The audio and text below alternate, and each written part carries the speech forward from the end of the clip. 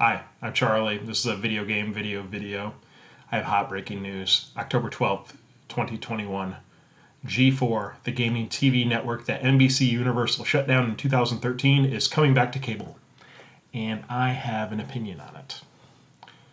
I also have a very weird relationship with G4. I would always watch it for like a half hour when I was at a house with cable. And then I would get disgusted and shut it off. Then I would think about it. Then I would think about it some more, think about how I would do it better. And then eventually I'd use it as a background for a crappy cartoon I used to make. I love video games. That's why I'm making video game videos. I love media, I love industry news, and yet this channel was so off the mark that I couldn't look away. I imagine this is what it's like when a music fan or a music enthusiast turns on MTV and sees 6 hours of Teen Mom and ridiculousness instead of anything about music. And what really stinks is that it took over a network that was pretty great called Tech TV. It wasn't just about video games, that was just a part of it. And it tried to make it the MTV of games. It tried a lot of things. It tried everything. Things filled with awkward jokes and hosts that were just looking for their next gig. The cheapest licensed product they could put on that had nothing to do with gaming. And I'm sure all cable TV is like this, but G4 just hit different. And it pissed me off to the very core of my being. So it's 2021, and if I was magically given control of the new G4 and a very small budget, which I'm sure they have, this is what I would do. And these are free ideas. Feel free to steal them and not credit me. Number 1, make a show called 50 States of Games.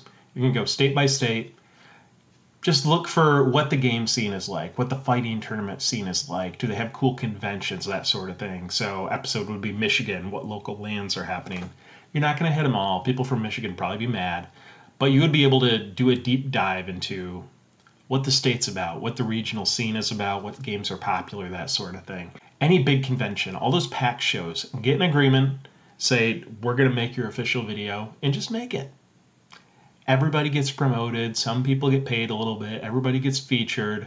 People at the conventions be super pumped that there's like actual media there telling a story about it.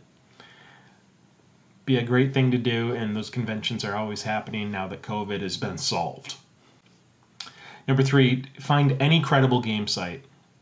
Anything from Kotaku to GameIndustry.biz, give them as little money as possible and just say, give us a half hour of editorial.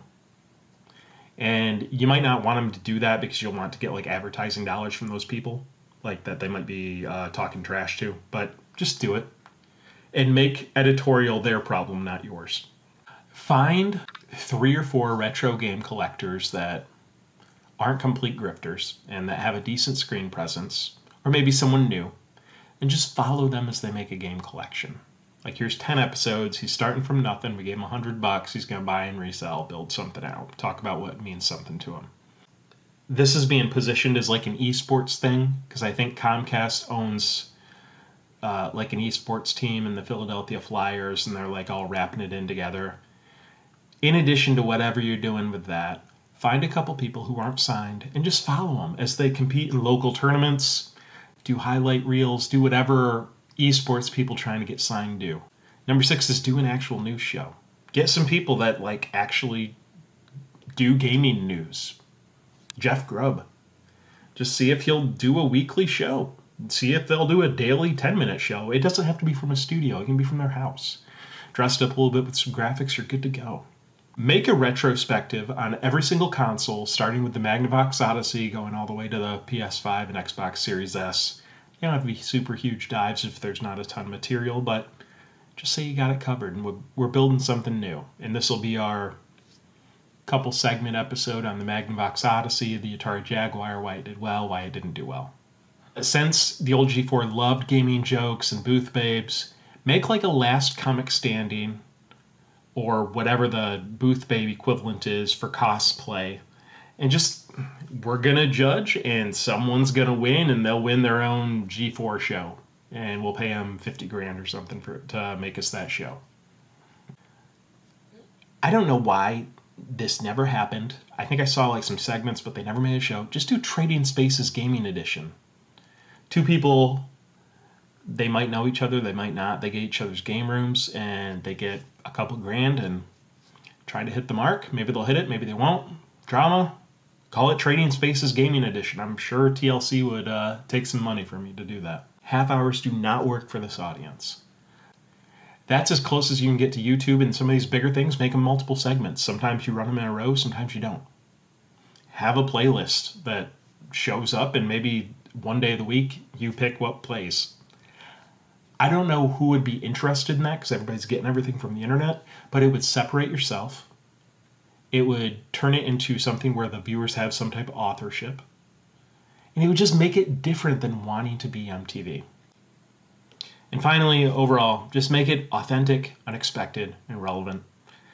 As I mentioned before, the audience is getting their information from the internet, so you're never going to be first. You're never going to be best. But if you talk to actual gamers, and then you combine that with someone who can put a TV show together, which G4 stuff, it looked okay. Put those two things together. Don't let one overrule the other. And you got a shot at making something really special. Just like GameStop, they're on the same journey, and they both have a tremendous opportunity to make the gaming platform, to make the gaming retailer.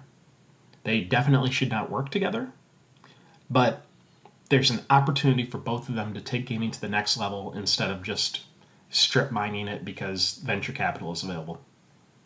So that is my speech. Thank you for listening, watching, loving. I'm trying to do these weekly. If you give me a comment, I may respond to it. I'm trying to do more eye contact because Ryan said work on my eye contact. And I think someone went randomly woo, so woo back to you. Thank you.